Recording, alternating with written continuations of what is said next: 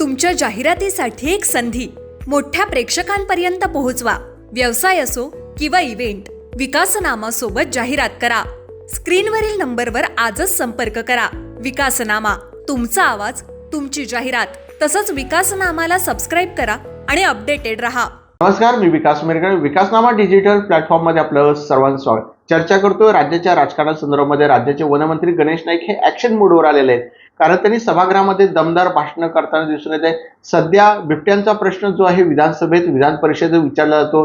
काल सुद्धा जे पडळकर आहेत त्यांनी सुद्धा प्रश्न विचारलेला आहे। एकूणच काय, ज्यावेळेला गणेश नाईक सभागृहामध्ये बोलत होते त्यावेळेला सांगितले 1400 कोटी रुपयाची तरतूद जी आहे ती वन खात्याकडून केली जाणार आहे। त्यामुळे सॅटेलाइटच्या माध्यमातून असेल किंवा पोलीस, महसूल या अधिकाऱ्यांच्या माध्यमातून जे आहे ते बिबट्यांचं पुनर्वसन करण्याचा प्रयत्न केला जाते। तसेच गुजरातमधील वनतारा इथे 25 वाघ जे आहेत ते पुन्हा एकदा पाठवले जाणार आहे। त्यामुळे गणेश नाईक सभागृहामध्ये दमदार भाषण करताना दिसून येत आहे। त्यामुळे ऍक्शन मोडवर बिबट्यांचा बंदोबस्त करण्यासाठी, त्याचं नियोजन करण्यासाठी गणेश नाईक सध्या मॅरेथॉन बैठका घेत आहेत आणि मंत्रालयामध्ये अधिकाऱ्यांशी संवाद साधतायत, लोकांशी संवाद साधतायत। त्यामुळे एकूणच काय, गणेश नाईक नवी मुंबई शहरामध्ये जनता दरबाराचं आयोजन आहे। तसंच मंत्रालयामध्ये त्यांच्याकडे सुद्धा जनता दरबाराचं आयोजन जे आहे मंत्रालयामध्ये त्यांनी सुरू केलेलं आहे। त्यामुळे लोकांना रिॲक्शन देण्याचं काम गणेश नाईक सध्या करताना दिसून येते। कारण वन खात्याच्या सगळ्या प्रश्नांवर सध्या गणेश नाईक विधानसभेत, विधान परिषदेमध्ये जे मांडताना दिसून येते। त्यामुळे वन खात्याच्या कारभारावर गणेश नाईक हे जे आक्रमक अभ्यास करताना दिसून येते। मात्र त्यांना अडचणीत आणण्याचा प्रयत्न ना भाजपा करू शकत नाही, ना ठाकरे गट, ना शिवसेनेत।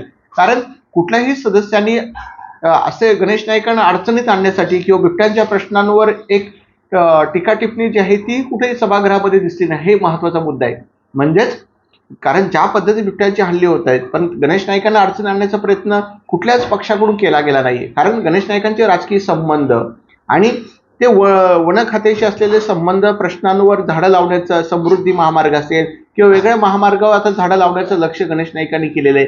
त्यामुळे वेगवेगळे रस्ते जे आहेत ते महत्वाच्या ठिकाणी जे आहेत ते निसर्गाच्या सानिध्यातून, म्हणजे आपण रस्त्यावरून कसं एखाद्या हवेसारख्या किंवा जंगलातून जातो अशा प्रकारचं दूरदृष्टी ठेवण्याचं काम जे आहे गणेश नाईकांनी सुरू केलं आहे। त्यामुळे गणेश नाईक सध्या ऍक्शन मोडवर आलेले आहेत आणि वन खात्याच्या प्रश्नांवर, बिबट्यांच्या बंदोबस्त करण्यासाठी जे आहेत ते प्रयत्न करताना दिसून येत आहेत। हाही महत्वाचा मुद्दा आहे। धन्यवाद। विभागाच्या अधिकाऱ्यांची मानसिकता बदलण्याची गरज आहे असं मी त्यांना सांगितल्यानंतर निश्चितपणे वन विभागाच्या अनुषंगानं लोकांच्या भावना सकारात्मक व्हायला लागल्यात। अध्यक्ष महोदय, शेवटी या सर्व मागण्या पूर्ण करण्याकरता निधीचीच गरज आहे। मी मागे सुद्धा म्हटलं की वन विभागाच्या अनुषंगानं बदली दिलेल्या जमिनीच्या बदल्यामध्ये साधारणपणे या एखाद्या वर्षामध्ये 5-6 हजार कोटी रुपये वन विभागाला मिळणार आहेत।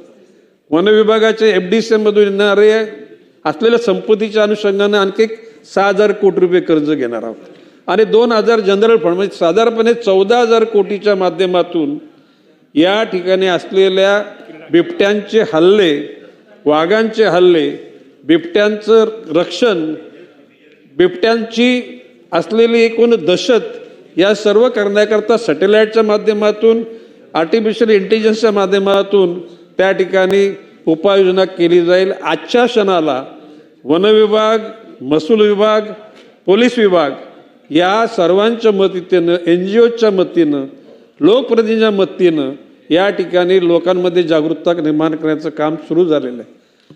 अध्यक्ष महोदय, या ठिकाणी वन विभागाचा मँग्रोव्ह हा सुद्धा एक अधिक भाग आहे। त्याचबरोबर झाडं लावणे, झाडं जगवणे आणि झाडांची जोपासना करणे। तिकडचं गुजरात वनताऱ्यामध्ये 25 बिबट्यांची आपण रवानगी केली, अजून 25 बिबट्यांची रवानगी होणार आहे। विविध राज्यातून सुद्धा बिबट्यांची मागणी झालेली आहे, तशा पद्धतीने देण्यात येईल। फक्त त्याला केंद्र सरकारची मान्यता घ्यावी लागेल। कुठला? आता ते बिबट्याचं संरक्षण करायला गेलेत आता ते, हा त्याला नाही वनताऱ्याला पाठवलं। अध्यक्ष महोदय, एकूणच वन खात्याच्या असलेल्या जमिनीवर अतिक्रमण झालेले कितीतरी, आता मागास रईस, तुमच्या जाहिरातीसाठी एक संधी मोठ्या प्रेक्षकांपर्यंत पोहोचवा। व्यवसाय असो किंवा इव्हेंट, विकासनामा सोबत जाहिरात करा। स्क्रीनवरील नंबरवर आजच संपर्क करा. विकासनामा, तुमचा आवाज, तुमची जाहिरात. तसंच विकासनामाला सबस्क्राईब करा आणि अपडेटेड रहा.